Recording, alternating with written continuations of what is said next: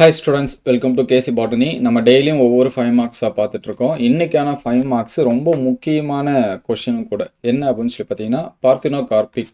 So கருவுரா கனி. இந்த கொஷினை பொறுத்த வரைக்கும் பார்த்தீங்கன்னா, நம்ம கொஷினை வச்சே ஆன்சர்ஸ் எழுதிடலாம். ஸோ கொஷின்லேயே என்ன கொடுத்துருக்காங்க அப்படின்னா, கருவுரா கனிகள் அப்படின்னு சொல்லி கொடுத்துருக்காங்க. இங்கிலீஷில் அதுக்கு பேர் பார்த்தினோ கார்பிக் அப்படின்னு சொல்லி சொல்லுவோம். கருவுறுதல் நடைபெறாமல் கனி உருவாச்சு அப்படின்னா அதுக்கு பேர் தான் கருவுரா கனி. சரிங்களா? வித்தவுட் ஃபெர்டிலைசேஷன் அப்படின்னு சொல்லுவாங்க.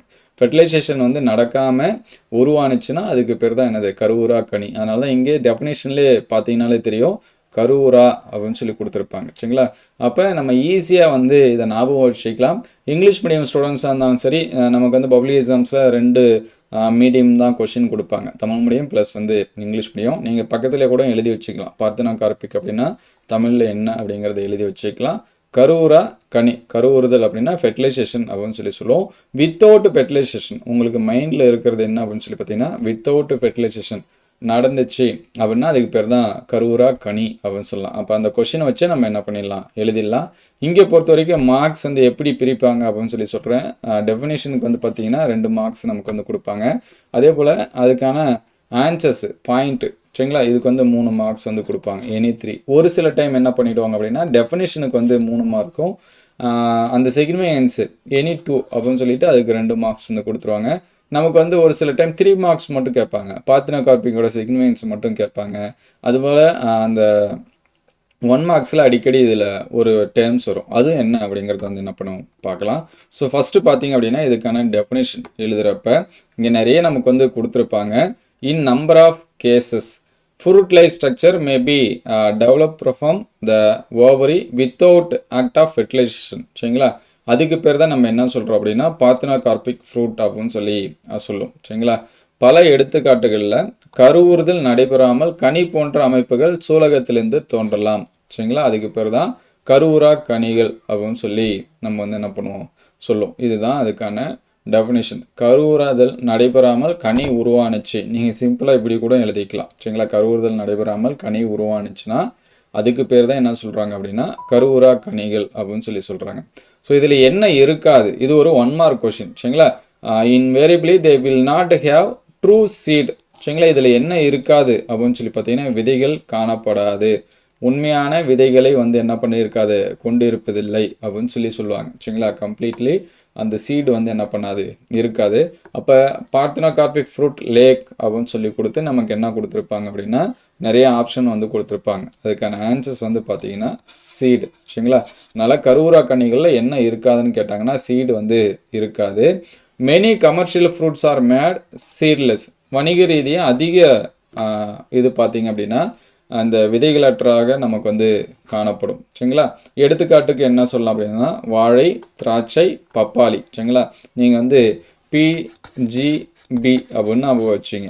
பப்பாயா, பனானா, அதுக்கடுத்து கிரேப்ஸ். சரிங்களா? சாரி, P அப்படிங்கிறதுக்கு பப்பாயா, G அப்படிங்கிறது கிரேப்ஸு, B அப்படிங்கிறது பனானா. சரிங்களா? BGP உங்களுக்கு எப்படி ஞாபகம் வருதோ அந்த மாதிரி ஞாபகம் வச்சிங்க. சரிங்களா? அதுக்காக கட்சி பேரை எழுதி வச்சிடாதீங்க. BGB அப்படின்னு ஞாபகம் வச்சிங்க. Banana, grapes, papaya. இதுதான் இதுக்கான ஆன்சர்ஸ். எடுத்துக்காட்டுக்கு எதனாச்சும் கேட்டாங்க, பார்த்தினோ கார்பிக் ஃப்ரூட்டுக்கு எக்ஸாம்பிள் கொடுங்கன்னா அது ஒரு 1 மார்க்ஸு.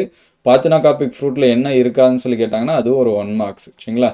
அதான் அதுக்கான ஆன்சர்ஸு.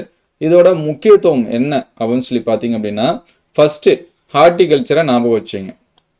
சரிங்களா? ஃபஸ்ட்டு இது ஹார்டிகல்ச்சரை ஞாபகம் வச்சுங்க. தோட்டக்கலைத்துறையில் இது அதிக முக்கியத்துவம் இருக்குது. The seedless fruit have great significance in horticulture. ஹார்டிகல்ச்சர்னா தோட்டக்கலை அப்படின்னு சொல்லுவோம்.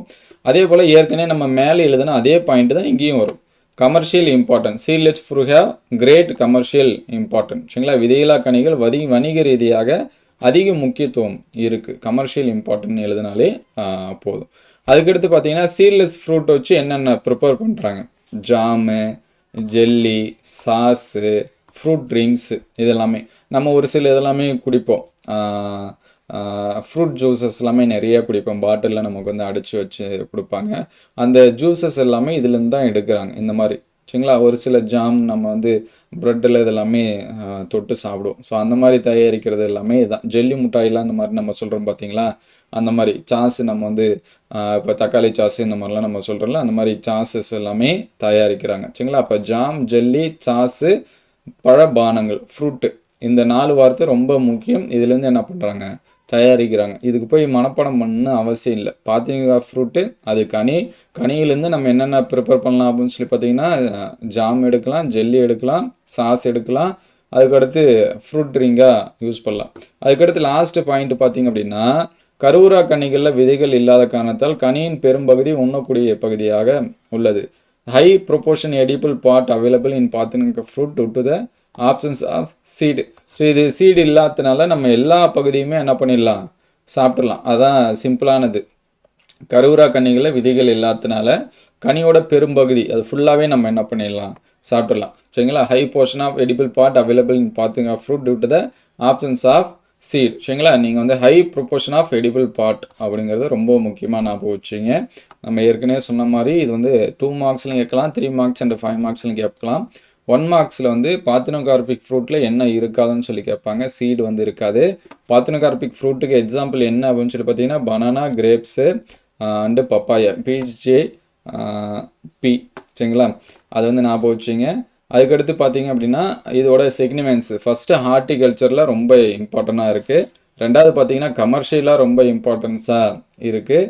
அதுக்கடுத்து பார்த்தீங்கன்னா இதுலேருந்து ஃப்ரூட்டு, ஜாம், ஜெல்லி, சாஸ் இது எல்லாமே ப்ரிப்பேர் பண்ணுறாங்க. அதுக்கடுத்து எல்லா பார்ட்டும் நம்ம வந்து சாப்பிடக்கூடியதாக இருக்கிறதுனால இது வந்து பெரும்பகுதி உண்ணக்கூடிய பகுதியாக இருக்குது அப்படின்னு சொல்லி நமக்கு என்ன பண்ணுறாங்க? சொல்கிறாங்க. இது எல்லாமே என்ன பண்ணி வச்சுங்க? நோட் பண்ணி வச்சுங்க. ஸோ நம்ம சொல்லக்கூடிய கொஷினை எக்ஸாம்ஸ்க்கு படித்து வச்சுங்க. உங்களுக்கு எதாவது டவுட்னா கமெண்ட் பண்ணுங்கள். வேறு எந்த கொஷினாவது புரியல அப்படின்னா அதையும் கமெண்ட் பண்ணுங்கள். அடுத்தடுத்த வீடியோவில் நம்ம வந்து என்ன பண்ணுவோம்? அப்டேட் பண்ணுவோம். தொடர்ந்து எக்ஸாம்ஸ்க்கு வந்து படிச்சுட்டே இருங்க. நம்ம அடுத்தடுத்த வீடியோவில் 2 marks 3 marks and zoology questions எல்லாமே என்ன பண்ணுவோம்? அப்டேட் பண்ணுவோம். அதே மாதிரி சுவாலஜியில் எந்த கொஷின்ஸ் வந்து புரியல அப்படிங்கிறதையும் கமெண்ட் பண்ணுங்கள். அதுக்கும் எக்ஸ்ப்ளனேஷன் கொடுப்போம். Thank you all.